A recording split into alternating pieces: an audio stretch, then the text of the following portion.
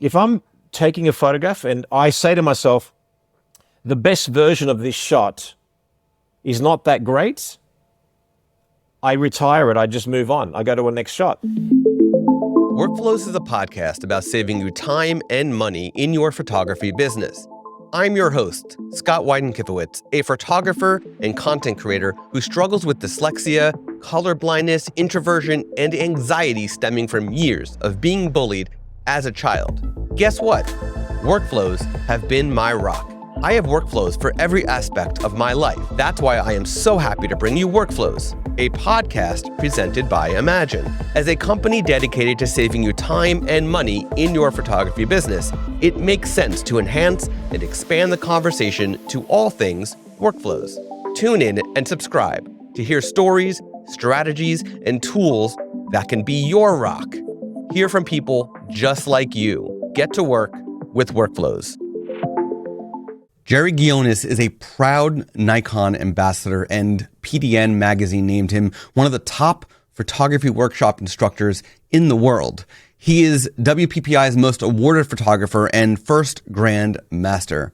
With over 3 decades in the photography industry, he's known for posing, lighting, storytelling, versatility, and mastering multiple genres. I'm so excited for you to listen to this conversation that I had with Jerry. There's so many fantastic takeaways, so many juicy insights. You're really going to get to know how Jerry works in his business and with his clients. So without further ado, here's my conversation with Jerry Ghionis. What's up, Jerry? How's it going? Good, man. Great to connect with you. Yeah. So I'm going to just get right in with a question. I never asked anybody this question before, but I feel like you're going to have the perfect answer to this question right out of the gate. All right, no pressure. No pressure. Can you share one story from a job that you've done in the past where you learned a very valuable lesson directly from whatever happened that impacted your photography or your photography business? Man,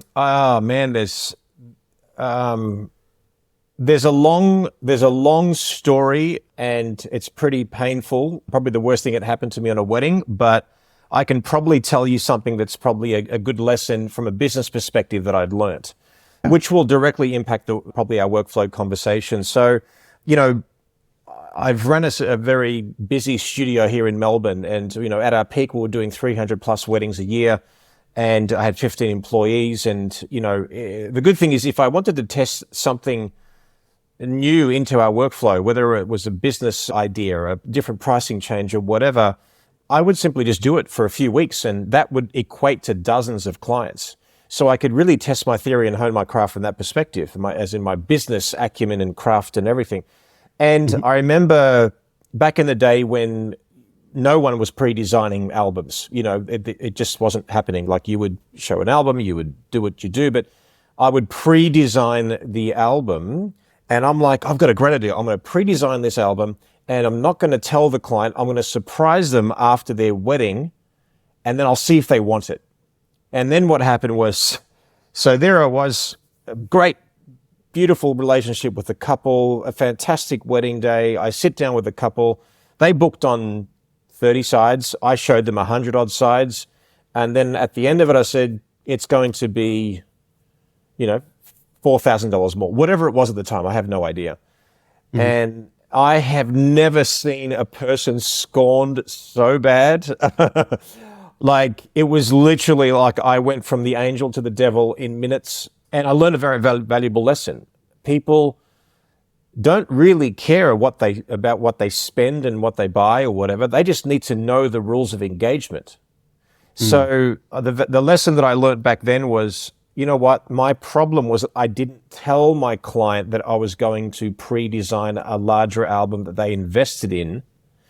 And that is what caused the problem. And it was very hard to win them back. I think I ended up winning them back by producing the album at no cost. But I saw it as a teachable moment for me, that the fact that I did them wrong. I did not tell them that I was going to pre-design. And I learned my lesson very quickly. And then thereafter, I said, oh, okay, they just need to know. Maybe that's it. And then I conditioned my clients from the beginning before they book, when they book, after they book, on the wedding day, the communication afterwards, and then it was no problem at all. So it was very valuable for me, and I've been telling that story to my students. I mean, there's a lot juicier stories, but that's probably a more equatable business one. That's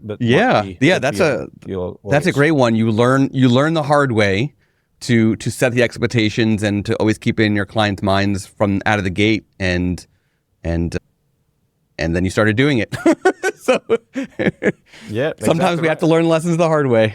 Exactly right. Absolutely. It's okay.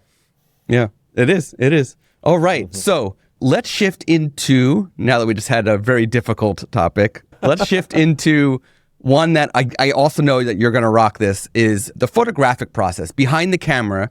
What is one thing that you do during the photographic process that has saved you time? As in when I'm photographing? Mm-hmm. Yep. Setting up your lights, setting up the set, posing your clients, whatever it might be. Oh, look, there's lots of things. I think, well, let me give you a two-prong answer. One is basically that I have a mannequin. The problem is that I actually, when I moved studios recently, Sally, we call the mannequin, she lost an arm and a leg, literally. It got scratched up. So I had to get rid of her, unfortunately, and we didn't give her a proper burial. But anyway, once, if a client is getting hair and makeup done and I'm doing an intricate lighting situation, even something that I've done before, I put the mannequin in there, I get the lighting right and perfect, and then all of a sudden, within minutes of my client walking on set, we're photographing them. So that has saved me an incredible amount of time. And I'm going to give you an answer now that you probably don't expect. I save time by going slower. Interesting. My approach to photography and working with clients is that, and I've witnessed this for 23 years of teaching photographers.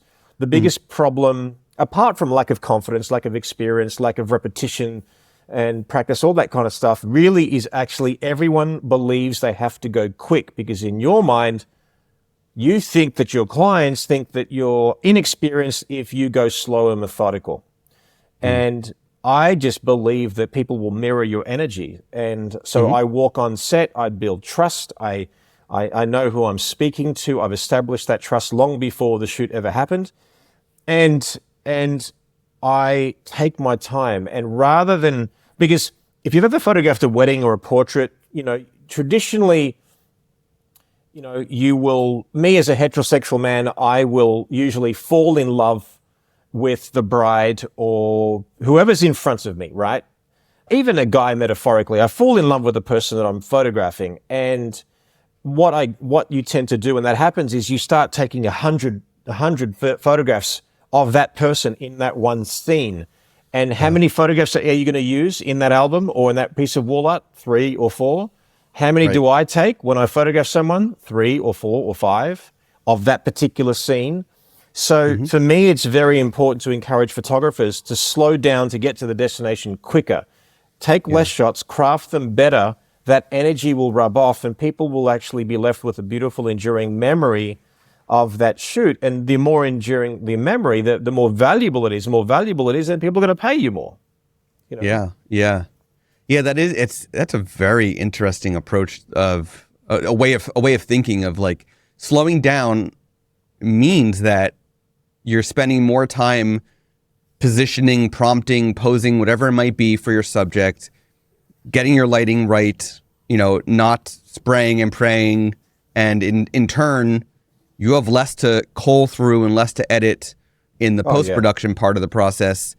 Plus, you've built a very unique relationship with your client at that point by taking that time and really getting personal with it. That is well done. I mean, it's important too, because when you're photographing, I always say, look, don't think about what you're selling until you take the first photograph in a new scene. So right now, I'm next to a window. Let's say I'm a groom, I'm a guy, a portrait, a client. You photograph me. I'm looking off. Great.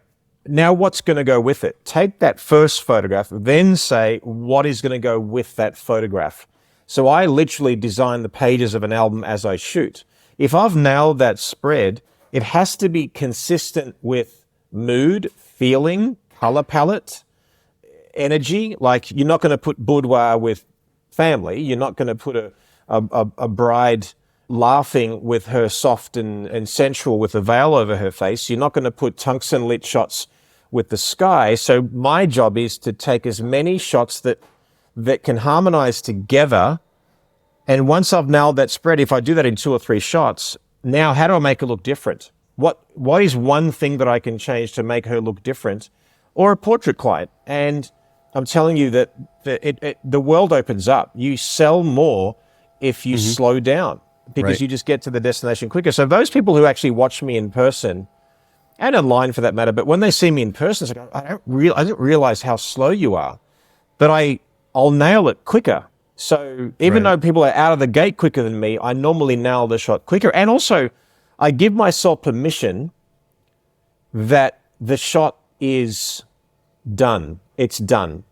I never reach for perfection. I'm reaching for a perfect moment. I'm not after, in people's minds, oh, it's not good enough. Oh, I can't do it, whatever. I'm like, you know what? If I'm taking a photograph and I say to myself, the best version of this shot is not that great, I retire it. I just move on. I go to a next shot. If I say in my brain, the best version of this shot is a wow shot, and I'm going to fight to the death in half an hour to take it, I'll do it. Most of the time, though, it is a thoughtful approach. I've got an idea in my head, and I've always said that, creatives aren't short of ideas. The challenge is committing to one. And I just commit to an idea. I execute, and I'm done. I retire it. Good or bad or ugly. I retire the feeling, and I move on.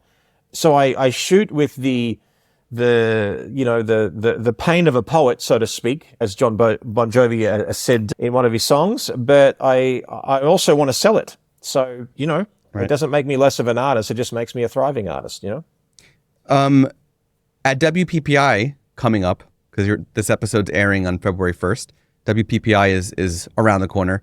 Will you be on the Nikon stage? I'm sure I will. I always am. I always am. So I'm sure that will happen again. Yeah. So for those listening or watching, if you want to see Jerry in action, and you're at WPPI, definitely try to catch him when he's at the big Nikon booth and watch him. Yeah. I've got a platform program as well, and obviously involved in other stuff. So I'm easy to find at WPPI. Yeah, definitely. So let's move on to the business side of things. You did talk a little bit about business in my first question to you, but let's shift to business. And what is one thing that you do for the business side of things that saves you time or money?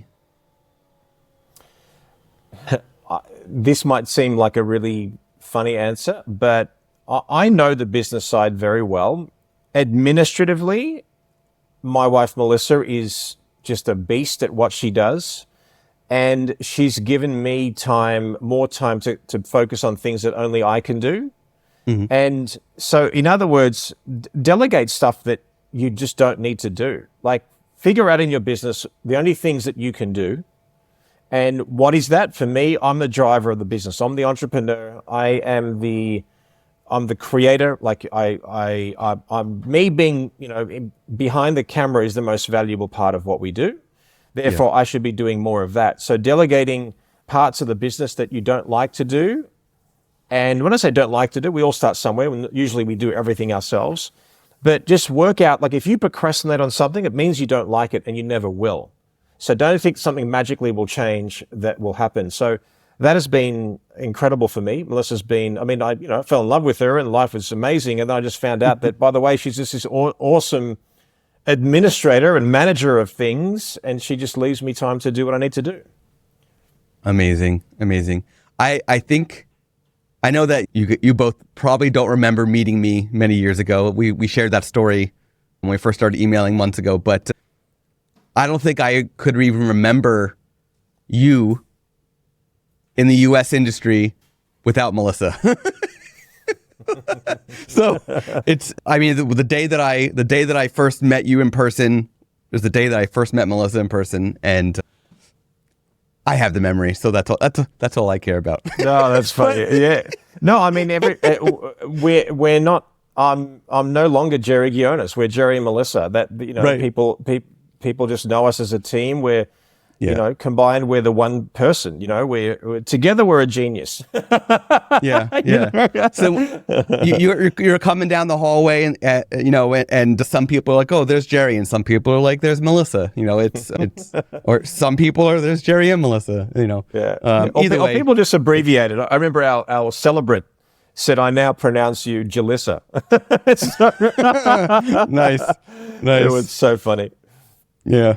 Oh man, I like the name, but then when the pandemic started, we had a shift we had to stay at home, or not stay at home. My now 5-year-old, at the time he was 2, we had like a in-home childcare, and we had a change in who was taking care of him at home, and her name was Jalissa.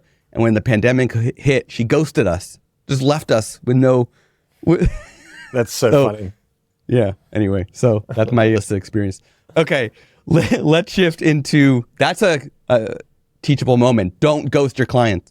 So what is now one thing you do on the editing side of things that has saved you time? Well, it's interesting. Because I've been doing a lot of video production lately, there's a famous saying in that industry, in that sort of genre, that the best post-production is pre-production. And I guess I've already alluded to it, that there's nothing that I do in post-production that magically saves me time, short of me saying I do not do my own post-production editing. I just don't. That's fine.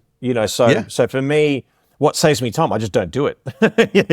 I pay for the luxury. So let me tackle that first. So people often will say to me, well, Jerry, you always encourage me to not do my own post-production, but I can't afford to pay myself, let alone somebody else. And I'm like, well, how many hours are you spending on post-production a week? And they say 30, 40, 50, 60 hours. I said, okay, let's say that cost you, $500 to do the post-production per week.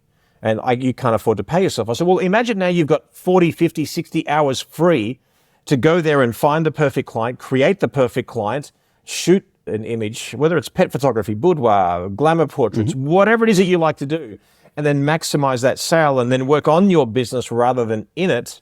I mean, you can't deny that. It's a lot of power to that. And as a sidestep, to reiterate what I've already said, is what makes me save time in the post-production side of things is not overshooting. How many times do people photograph images that they know they're going to delete or never show the client? I'm telling you now, we are all terrible. We start shooting and digital has made us lazy. Like, we're like, I'll delete this one, but I'll take it. I'll delete it. I'm not talking about taking 4 or 5 shots of a family where at least one of them hasn't blinked in one of those shots. I'm not talking about, if it was a wedding, for example, the bride coming up the aisle, or event-driven stuff which requires some moments where they require multiple shots in a row. Right. I'm talking about when you can control the environment. The best way of saving time is don't shoot things that you're not going to delete or you're not going to use. Otherwise it's a waste. No one's going to say you get a nice meal. You're not going to say, where's more of that meal? You're just going to really be satisfied with that meal. You can go to Smorgasbord and get crappy food and it be cheap, but what are you looking for? What are your clients looking for? So set the standard and condition your clients that, of how you work and what to expect, and set expectations. When clients are unhappy, it's usually because their expectations aren't met. So set expectations that for 100% certainty, rain, hail, or shine, you can deliver, and then always find a way to actually over-deliver. And I'm not saying give the house away. I'm just saying thoughtful approach to your business and the experience that will actually help them really remember you. Well said. Out of curiosity, because you did just touch on this briefly for a split second, when's the last time you picked up a film camera, and shot film? I'm curious.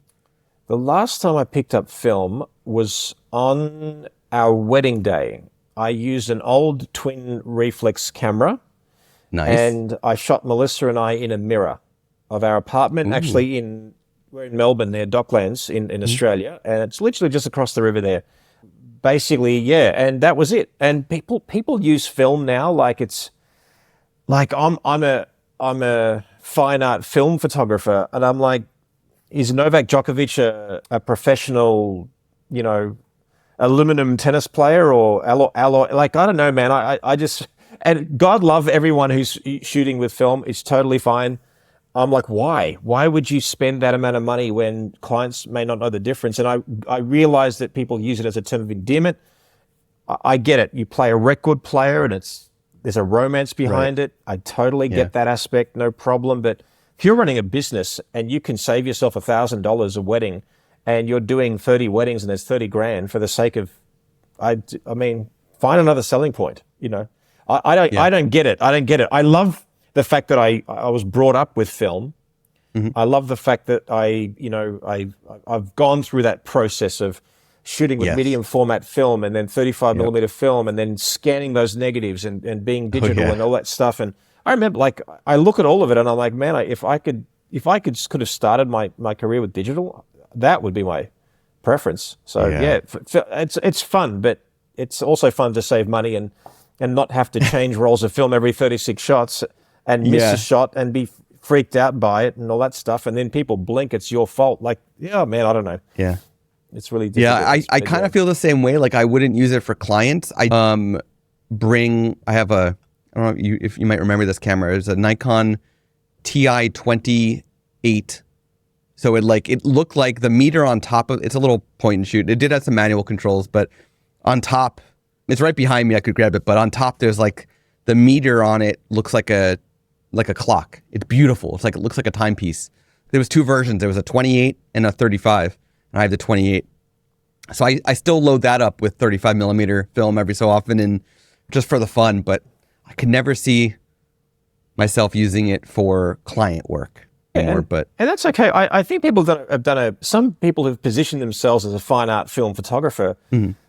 Okay. You find a marketing angle and you go for it. And I think that there's always that, people think of it as vintage now. I mean, people have referenced T-shirts in the early 2000s as vintage. And I'm like, oh my God, wear relics right now. It's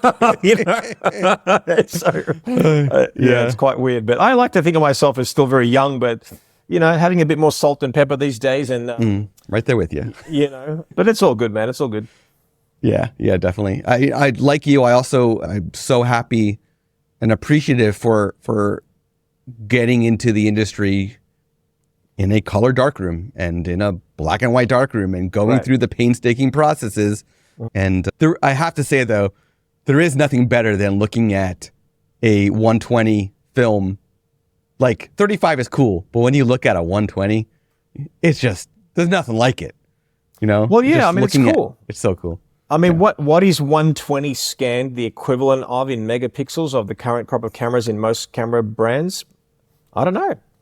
I don't know. No one has ever questioned when I shot medium format or 35 mil or 2 megapixel digital camera or a 45 megapixel camera. Yeah. I think we just start talking about this stuff and no one really cares. People just care about the moments. Is it flattering? Is it a good moment? Does it tell my story? How you got there? I don't think people care as much as we do. Yeah, I don't think so either. Okay, one more question till I go to another fun one. What is one thing you do after a session? So you just did the wedding, you culled it, you edited it. That's all done. What is one thing now you do after the wedding is done, after a session is done, that has increased business? Okay, so let's go to wedding and portrait will be a little bit different. So you're saying, you're saying I've shot the wedding, I've culled it, it's on the gallery. Edited it. It's done. Now the increased business part could be, more IPS. It could be something with the gallery. It could be something even beyond. It could be referrals, whatever it might, whatever you want it to be after the session, after the wedding, rather. There's countless things. I mean, let me answer it in maybe a different way than you expected. Probably one of the best marketing ideas that I've ever done for a wedding specifically is a same-day slideshow at a wedding.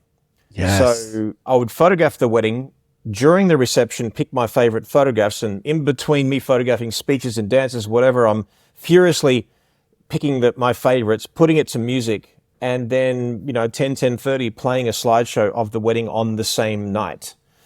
Yeah. And I've probably got more quicker referrals from that idea than anything. I think one of my first ones was in 2000, 2001. I forget when it was. And it was incredible. And I remember even one day I got these from photo flash drives. I had these USB drives that I give to the parents and the couple on the same day, these beautiful jewelry boxes. And that's a gift that I give the families. I've only done it once, much to Melissa's horror. We got a few USB hubs, plugged them all in, and once I did the slideshow, I literally, copied 200 slideshows on USB drives. And as they were walking out, that was, I think that you guys call them in the US, a wedding favor. In Australia, we call it a bomboniere. Like it's basically it's a gift that you give that sits on the table. But that was their gift. So you can imagine, a 300 wedding, attended wedding probably represents maybe 150 families and couples. So 150 families and couples walked out with this. Now, the next time they shoot their portrait, and they need a portrait or a wedding, who they're going to think of. And on that drive was not only the slideshow, there was a gift voucher for a family portrait session. So we not only got weddings directly from that, and they pay for the slideshow, by the way. So they pay for the slideshow. It's the best form of marketing for us. And then all of a sudden it opens us up to this whole new world. So, I mean, that's sort of like, I know you asked me the question afterwards, but I thought I'd sort of relay back what I believe has been the best marketing for me for weddings, directly. Yeah. No, that's fantastic. We're finding a lot of Imaginers, because of what Imagine's capabilities, are now doing same day slideshows with their photos edited in their style on whatever screen they're displaying it on. Doing it, hundreds of photos in no time, and being able to do it the way that they want to present it, and without that extra hassle of okay, now I need to do a little bit of editing on these. I can't just show them as is. You could, but it'd be better if I do it, this way. So we're seeing, I think that's an area where it doesn't immediately come into people's minds when they think, how can Imagine help me? Well, there you go. Imagine can help you do same day slideshows. So I think it's very clever. I think it's very clever. Yeah. I think that many, I'll do slideshows sometimes. Most of my slideshows that I've ever done, I don't even Lightroom them. They're straight from the camera. I don't adjust anything. They're there. It's 3-4 seconds per image, whatever it is, and it'll be done. But for someone who maybe lacks a little bit of confidence or experience and uses that as a bit of a crutch, fantastic. I think it's a perfect way to use your software. Absolutely. Awesome. Yeah. Okay, we're going to go to a fun one. I've been doing this to every guest since season 2. So, okay. Pick a color. All right. Orange. Orange. Nice. Okay. I'm going to make a stupid Las Vegas joke. So you're from Las Vegas. I am. I'm going to thumb through this deck. Okay. And you're going to tell me when to stop. Okay. Stop. All right. My next question to you is, you pick this, not me. What card is it? What is something you don't mind paying more money for? An experience. Can you give me an example? Give me an example of one that you might have splurged on that was well worth it, so much fun, whatever it might be. Most concert, obviously we're in the sort of concert capital of the world there in Las Vegas, and performances. Yeah. I love Lady Gaga and I love jazz, and she's doing her jazz and piano concerts stuff. So, when it came to buying tickets for that, my general rule, unless it's crazy expensive, like Adele expensive, my general rule is I want to see the human. I want to see the performer with my own 2 eyes. I don't want to have to look at a screen, because I might as well just watch it on YouTube. So, I went twice to Lady Gaga's jazz and piano concert, and we were in the first row and the second row respectively. And nice. Best money spent, because for me, it's, as you get older, as you may feel or not now, I turned 50 recently. So for me, I'm not having a midlife crisis. I have a renewed sense of joy because of my mortality. Does that make sense? Like, Yeah, I appreciate experiences a lot more than things. And I don't have a problem in spending money on experiences because I know that those memories and the stories that you tell about them is really what life's all about. We recently bought season tickets for the Vegas Golden Knights hockey, so for us, to see, it gives us a lot of joy, and I'll spend money on that, but yeah. I would never pay to see a Lady Gaga like normal pop concert, but I would 100% go see a jazz show with her because she is an amazing singer. She is incredible. I can't even tell you. She literally just glided out. She just respected the genre, her musicians, the crowds. There was just such a reverence for the art form, and she's really a musician's musician, and she can do it all. She can do it all, and like I said, for me, that fellow artists in different genres totally inspire me. Sports people, musicians. When I see commitment to one's craft, it really inspires me to keep on doing the same with my craft. Yes. Yeah, 100%. Totally agree. Side question. Yeah. Have you or do you plan on going to the Sphere? I haven't gone to the Sphere yet. I've been close to it, and because I've had friends come over and family come over, and we've gone very close. And it's fun when you're flying the plane and you can see it on the bottom and stuff. So I actually see it almost every day. It's really cool. I'm waiting for the right experience to go see it. There is a movie that plays that's nature and all that kind of stuff. U2, I've been to U2. They're awesome. I saw footage of the U2 concert, and being up in the bleachers and seeing 4 old white guys and this monumental experience. I think I want to see something more pop. Like if I heard Beyonce might be performing there, I think that would be more of a thing that I'd like to see. A bit more bling, right. Like give me an experience that suits that space, in my brain. I mean, that being said, I could go in 3 weeks, but I feel like I want to reserve that first impression with a really cool experience. So something that has more impact to you than just going to it. Yeah, give me a visual feast that suits the performance. Does that make sense? Like, not some arbitrary things that I don't know. Like I said, in my mind, and even though people have said gone to the U2 concert, said, "Oh, it's amazing, you got to go," and I'm like, well, I don't know. Like, I just feel like I want a Bruno Mars or someone. He'd be good. You know what I mean? Something that I think Beyonce would be killer in that venue because she's so creative. I think that would be a perfect space for her. She would come up with the best. Best ideas. Yeah. Just be careful of the seats. That apparently there's seats that are underneath, like a balcony row or whatever, and then you just have no view. All right. That's interesting. So, yeah, I don't think like the Ticketmasters or whatever have like the seat view of it yet, so you can't like see what your view would look like from wherever. You have to guess. So yeah. Okay. Now my next question to you is a deep one. Looking at your wedding business, can you share from a 30,000 foot view down? Can you share an outline breakdown of your workflow from lead to delivery? Lead as in once I get an inquiry? Yes.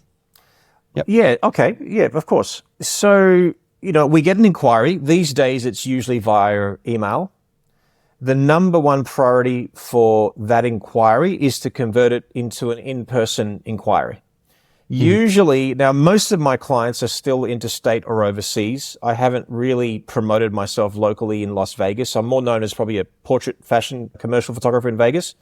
But from a wedding perspective, it's usually, via an email. And sometimes, obviously, the question that people always ask is always about price. How much for your wedding photography? And we would often sidestep that question with a congratulations on the announcement of your engagement. What a great time of year to get married. We are free for your wedding day. If I have any chance of not only meeting your expectations, let alone exceeding them, I'd love to meet with you and your fiance in person, or at the very least over Zoom, and if not, even on a phone call. Is there a particular time of day and a convenient phone number that I can call you on? Yada, yada, yada. Now, sometimes when we're crazy busy, Melissa will just send the price list and be done. Like knowing that it'll put off probably 9 out of 10 clients. And if they answer back, then they're serious. When we're not so crazy busy, then we'll try we'll go the approach of, trying to get them in person. And sometimes we may give them a ballpark figure. So it depends on the time of year and how busy we are as to how we answer that email question.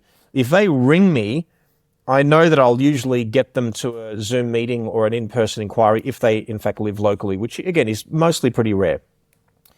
Once we do that, they basically, they book us. They'll pay 50% of the initial booking, like whatever that total is in their mind, the collection fee.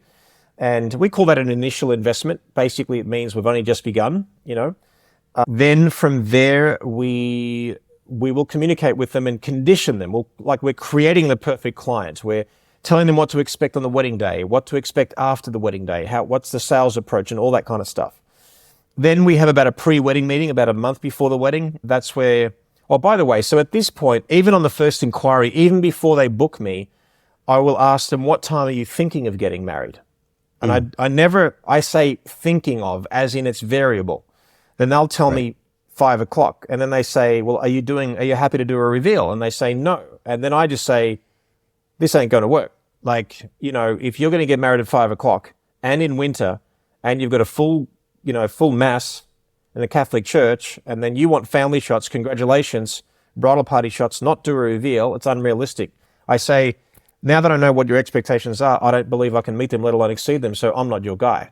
And I've said that many times. So, But what I do though is, may I recommend a timeline for you? And then I literally take ownership of that timeline and then ask them about their cultural differences with their ethnicity, because they could be South Asian, they could have a tea ceremony, they could be having a Greek Orthodox wedding. I find out a bit about, who they are, what their expectations are, what kind of ceremony they're having. I always say partner. I never assume heterosexual. And I think that's a mistake that many of us made maybe several years ago when gay marriage wasn't legal and all that kind of stuff, whatever. We just were conditioned to say husband, wife. So, those things you sort of learn. And once that happens, the good thing is that, most photographers will answer that price question within 30 seconds, and then the whole conversation won't last more than a minute. My phone calls could last literally half an hour or maybe 40 minutes, even on the first inquiry or the Zoom call. Zoom call could be an hour and a half. So I've taken the care, I've given a good experience, I've shown how I nurture them, how I'm providing them with the understanding of how to bring out the best in their story, their legacy, my input and all that kind of stuff. So now they leave that inquiry with a very strong sense of, this is what it'll feel like working with us. So once I get them on the call, they will usually book. So they'll book, 50% will cover it. We go through there. Like I said, about a month before the wedding, we'll go through all the details.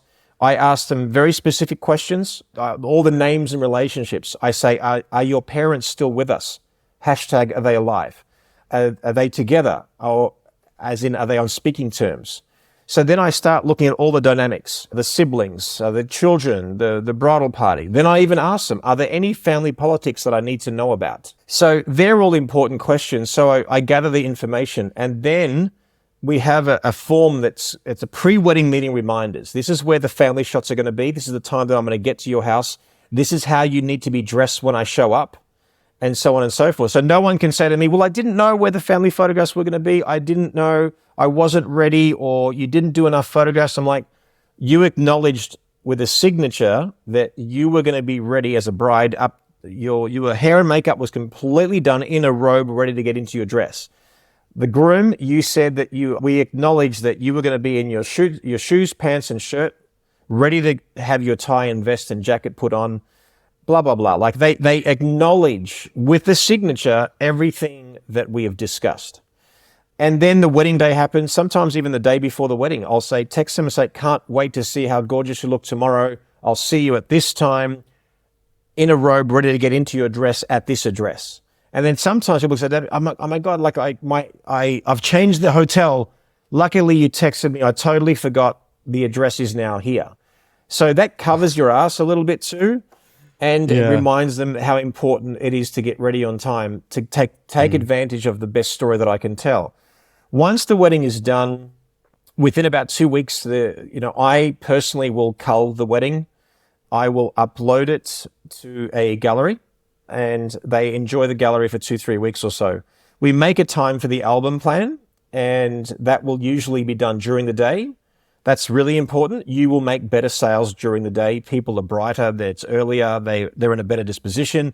Not many people are inspired after an 8-9 day, an hour of work in a cubicle, and then an hour and a half in traffic to go to a photographer and spend $3,000-$4,000 more than they originally intended. That was a lesson that I learned very quickly. So make the time during the day. And even if it takes a month before the wedding and you say, hey, a month after your wedding, 2 months from now, let's make a time for the album plan. We don't do any album plans later than 1 o'clock. And then, so I pre-design the album with my favorites. They know this. And then I pre-design the album with more sides than they originally invested in. And they know this for 100% certainty, also referencing the conversation that we had a bit earlier about that. Then I sit with them. I show them the slideshow of the album. They've absorbed their photographs already at this point, and then I walk through every spread, selling it like it's gold. And then inevitably, I've got to tell them the price, because certainly people will buy more emotionally rather than logically. And then inevitably, they're going to want to cut some sides or consolidate. We do that, and then and we end up selling a lot more than most. That's the quick synopsis. It's great. There's a lot of details in here, and I think that's a word that fits this entire conversation really well. From that right out of the gate, you take your time with every action that you take with your clients. From the point of the lead has come in, you take your time and you gather and share enough details to ensure that they're well educated, but you're also covering yourself and having areas to reference to reassure along the way. That's been a pretty common trend in this whole conversation, which is really interesting. And it helped me learn a lot about you as a photographer and a business owner in general. That's the pride that you take in your work, and it's so interesting. I appreciate that. It's funny because people think that if you're not a great photographer, as good as a person down the street, that you can't compete. First of all, you can compete with anyone in the world by simply being meaningful. You can be a crappy photographer and be meaningful and still sell a lot. You can be a crappy photographer and have great customer service, and people don't know the difference between $2 chuck or a $30 bottle of wine. So, and what I'm saying is that craft is important. I'm the first one to promote craft, let alone in-camera craft. I've been doing it for, like I said, 23 years teaching photographers.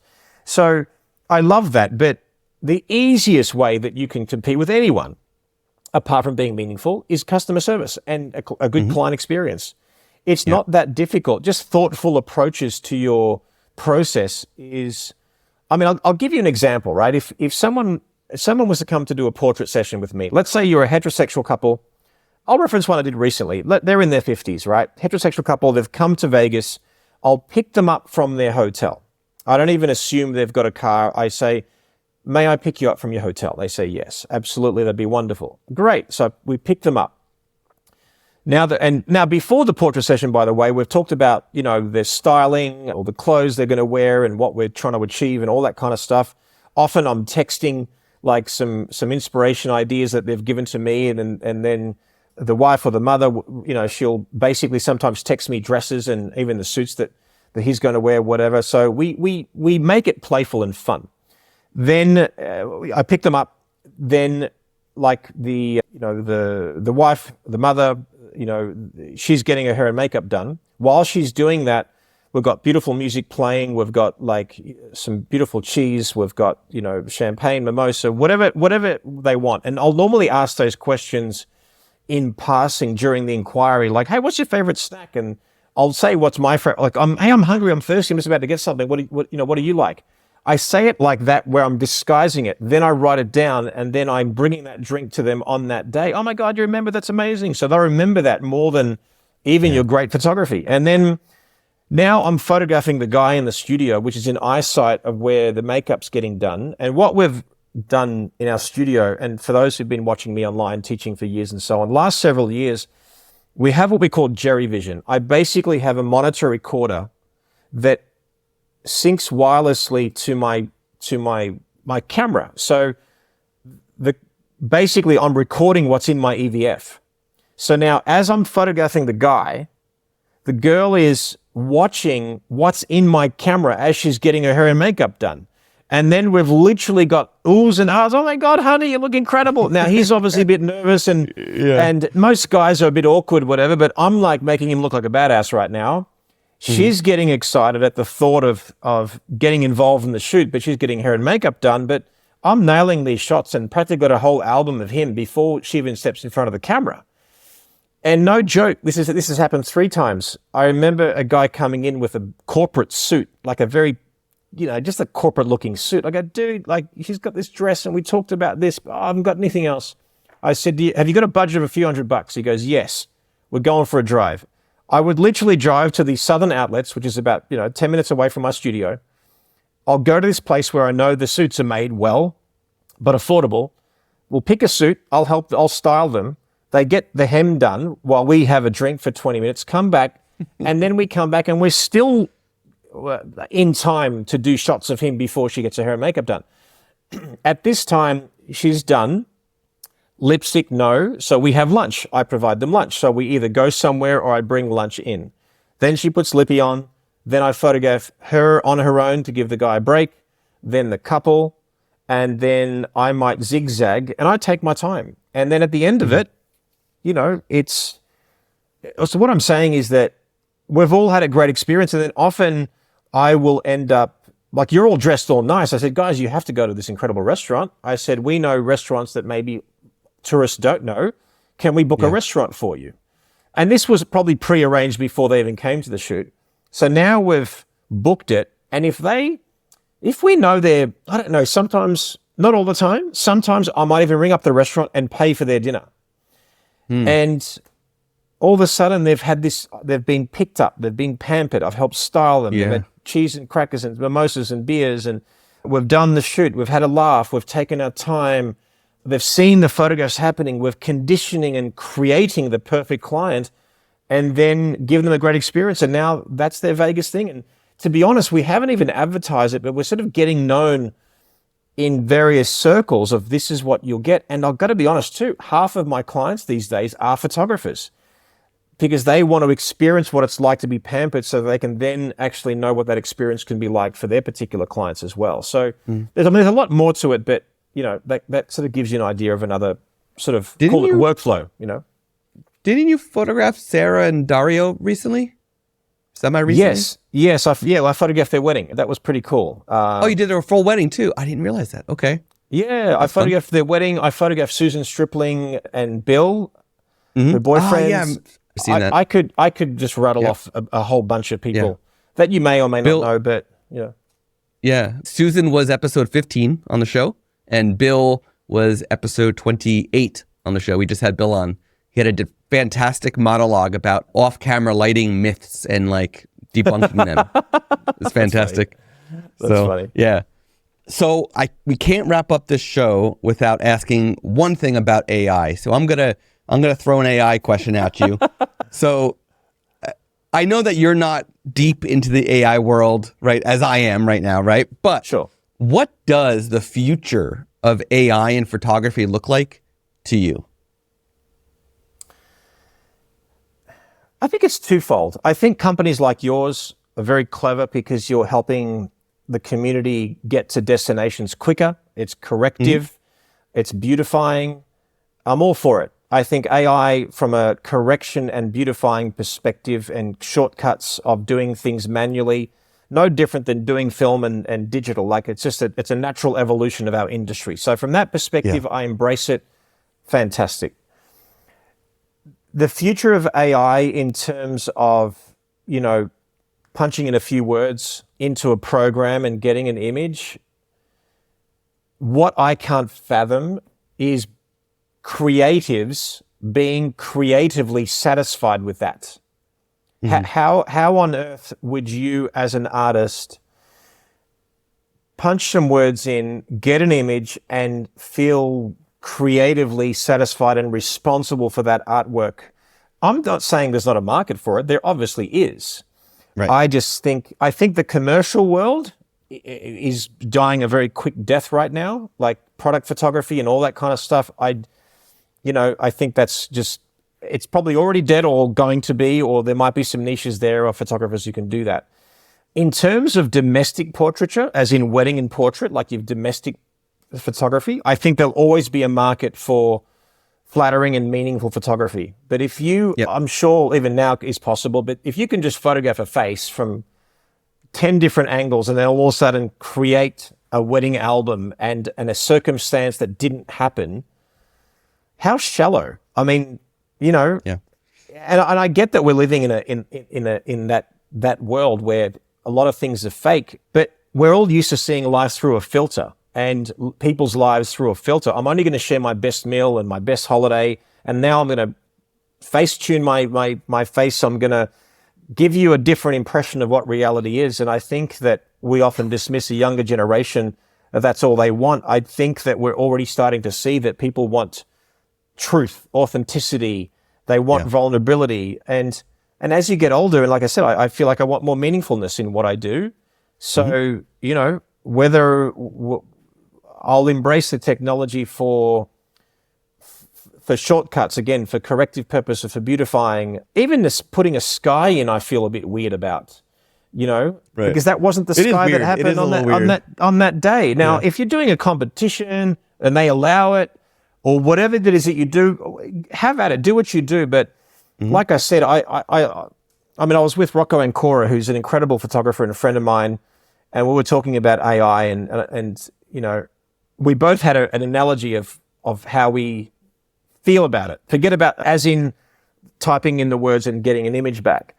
And we were having dinner, and he points to the Caravaggio book that he has on his bookshelf, and he says, "Imagine now me going to Caravaggio and saying, I want you to paint a compelling, dramatic portrait of an image done with a window light that's a little bit higher, detail in the black, something very dramatic, blah, blah, blah, blah, blah." And you commission this portrait, and he does this painting for you. And then you take it and you go, look at me. This is amazing. This is my painting. So, and I know that the people do it, they just want to create and have fun. That's different. I'm talking about people who take ownership. So that's like commissioning, Caravaggio to do a painting for you, and then he gives you the painting, and then now you claim ownership that this was your creation. And I get that people do it for fun. I'm not talking about that. I'm talking about someone saying, this is my artwork.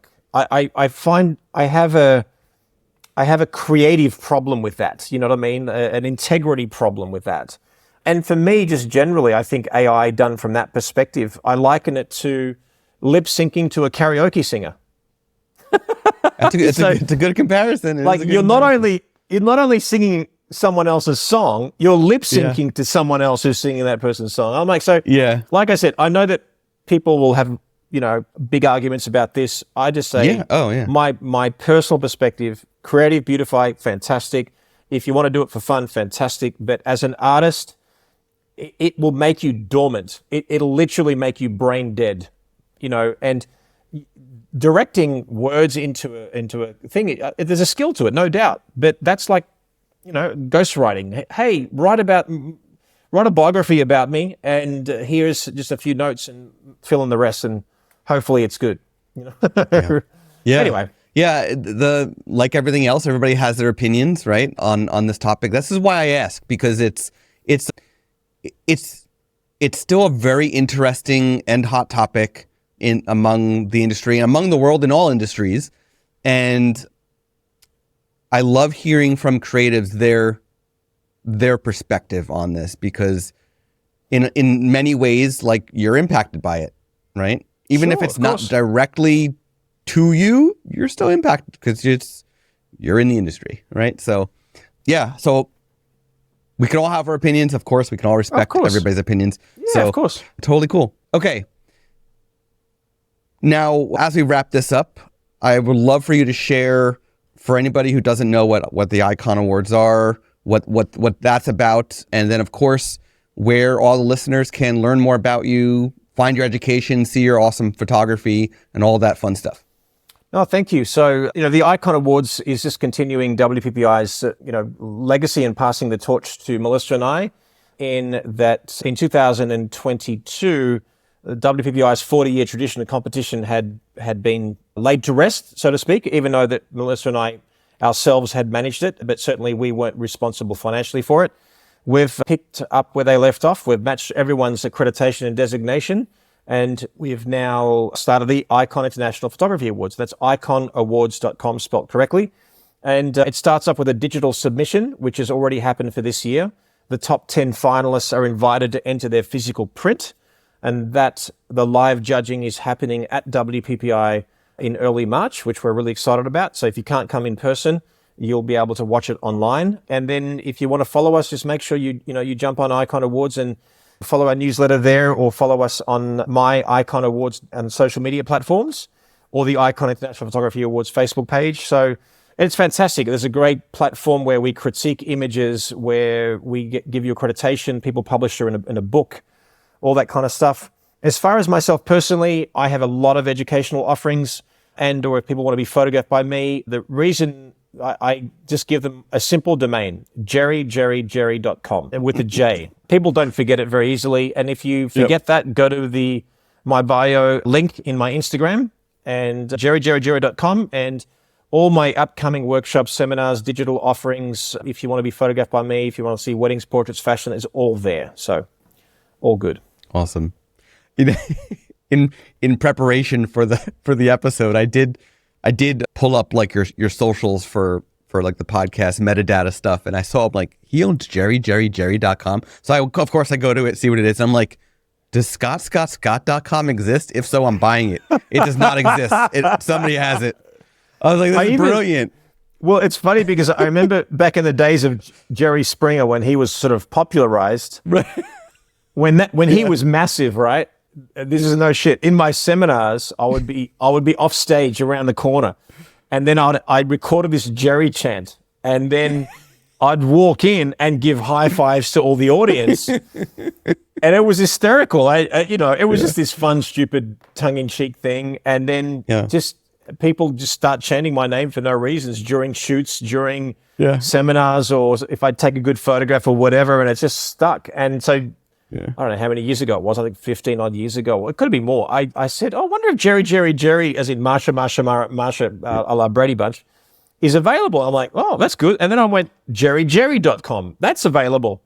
So you got that one too? Yeah, I haven't used it for anything yet, but I'm like, I don't know, maybe I might need that for something else. But it's fantastic because I can just, in conversation, if someone is in passing or whatever, you're a photographer, oh, how do I find you? Jerry.com. Remember, Jerry spelled with a J, like Jerry Seinfeld. And, and they get it. So it's actually quite fun. So my encouragement to you is, if you can own your name thrice. 3 times or twice. Yeah. It actually has worked really well for business. So it's great. That is awesome. That is awesome. Well, thank you so much for taking the time to chat with me today. There was, like I said a little while ago, I learned so much about you that I didn't know originally. I'm sure there's everybody else listening also learned a lot. So many takeaways. So I really, really appreciate the time and all the great details you shared. Thank you, Matt. I appreciate it too. And also thank you again too for supporting the Icon Awards, because I know you're a category sponsor. So we really appreciate that. And it's a cliche, but I'm telling you now for a fact that these awards couldn't happen the way they happen without companies and supporters like yours. So we appreciate your support from that perspective as well. So thank you for the time, and thank you for allowing me to share some inspiration today. It'd be great. You have been listening to Workflows, presented by Imagen. To hear more from Workflows, to find links to our guests, and for an exclusive offer for Workflows listeners, please go to imagen-ai.com/podcast, and be sure to subscribe to the podcast on Apple Podcasts, Spotify, or wherever you listen to podcasts. Thank you for tuning in. Until next time.